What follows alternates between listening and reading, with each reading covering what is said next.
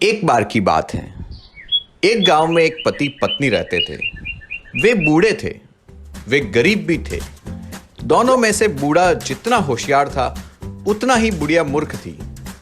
उसके पेट में कोई भी बात नहीं टिकती थी। एक दिन की बात है, बूढ़ा अपने खेत में काम कर रहा था कि उसकी कुदाल जमीन में किसी कठोर वस्तु से टकराई। बूढ़े ने वहां गड्ढा खोदा तो उस गड्ढे में एक सोने के सिक्कों से भरा घड़ा था।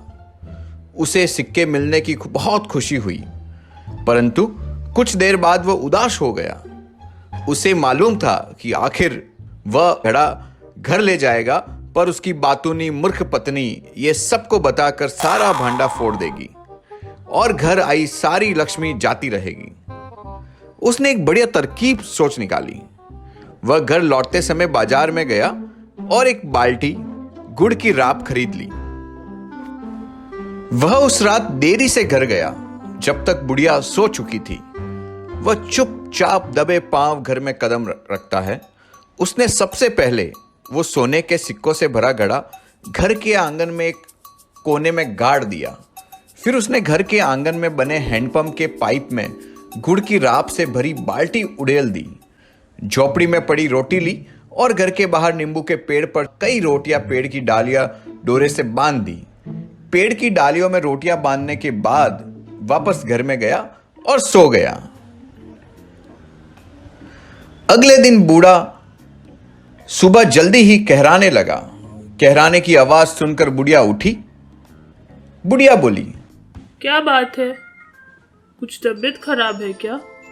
कल रात बहुत देर कर दी लौटने में। खाना वाना खाया कि नहीं, या ऐसे ही सो गए? कल रात को पेट में दर्द था, इसलिए कुछ खाया नहीं। तुम गहरी नींद में थी, इसलिए जगाया नहीं। अभी भी थोड़ा थोड़ा पेट दुख रहा है।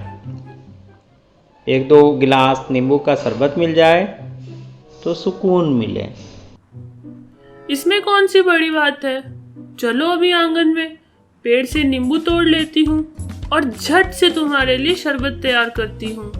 दोनों झोपड़ी से बाहर आए।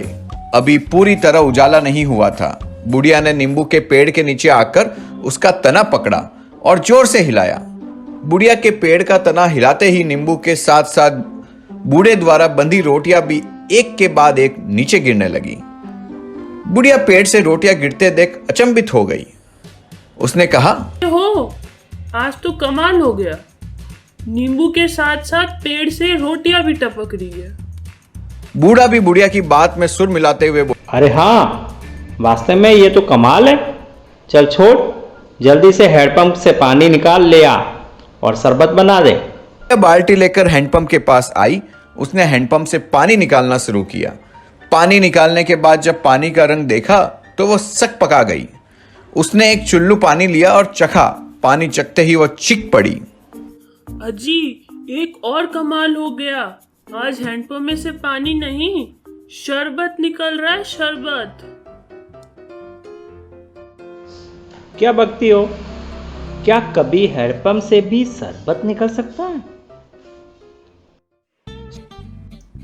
अगर मेरी बात का यकीन नहीं है तो चखो इसे। बूढ़े को तो पता था कल रात जो उसने हैंडपंप के पाइप में गुड़ की राब उड़ेली है, उसी की वजह से पानी मीठा हो गया है। बूढ़ा बुढ़िया के पास आया और पानी चखा। सच में आज तो कमाल ही हो गया।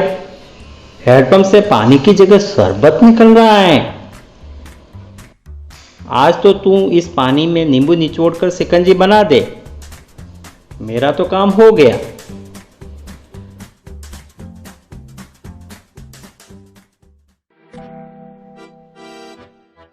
अब मुझ में फिर से जान आ गई है। पेट दर्द भी छूम मंतर हो गया है।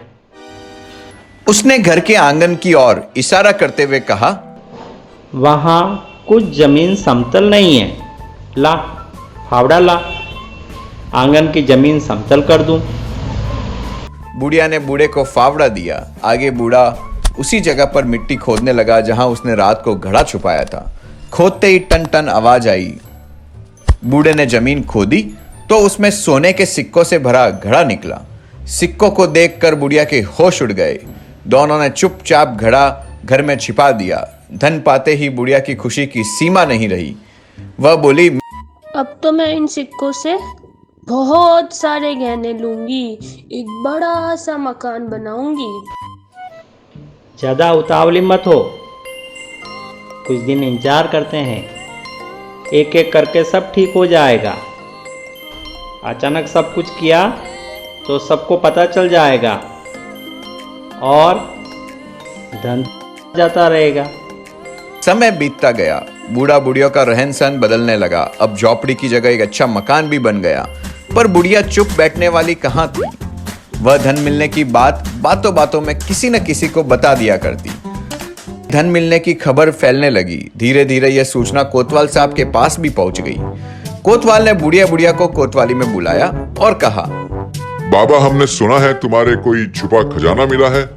यदि मिला है तो हमारे हवाले कर दो। जमीन में छुपे खजाने का हक सरकार का होता है।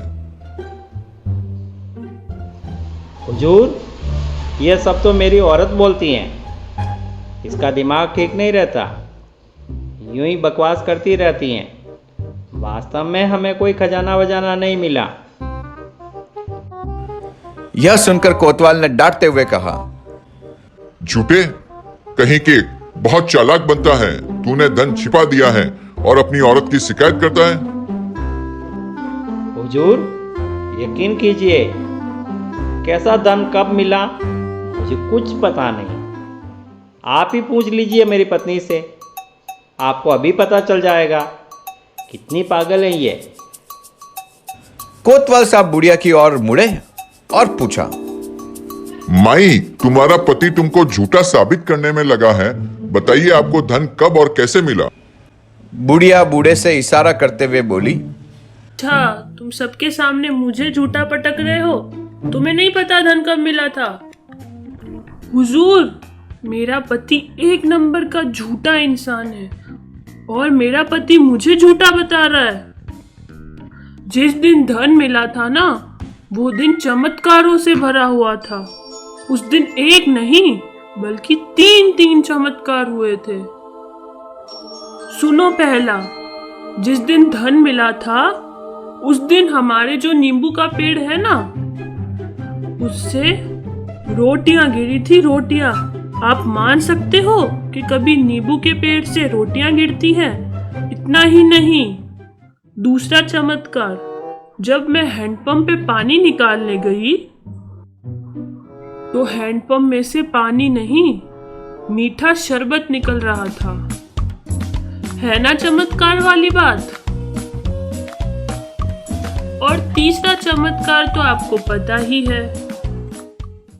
उसी दिन हमारे आंगन से हमें सोने के सिक्कों से भरा घड़ा मिला था। बुढ़िया की बात सुनकर कोतवाल भी जोर से हंसा। आगे बूढ़ा कोतवाल साहब को एक तरफ ले जाकर कोतवाल साहब, सुन ली ना इस पगली की बात। क्या कभी नींबू के पेड़ पर रोटियां उगती हैं और हैंडपंप से शरबत निकलता है? अजी, ये पगली है पगली। आप लोगों का समय खराब हो रहा है और बस कुछ नहीं। मेहरबानी करके इसे ऐसी गुड़की दीजिए कि ये धन का अफवाह फैलाना भूल जाए। मैं तो दुखी हो गया हूँ इससे। कोतवाल साहब बुढ़िया की तरफ मुड़े और क्रोध से कहा, आप सही कहते हो। ये पगली बुढ़िया हमारा समय खराब कर रही है। बस जा पगली, घर जा, और खबरदार आगे से धन वन की झूठी अफवाह फैलाई तो तुझे जेल में डाल दूंगा। वहां तू चक्की पीसेगी, समझी? कोतवाल की बात सुनकर बुढ़िया डर गई।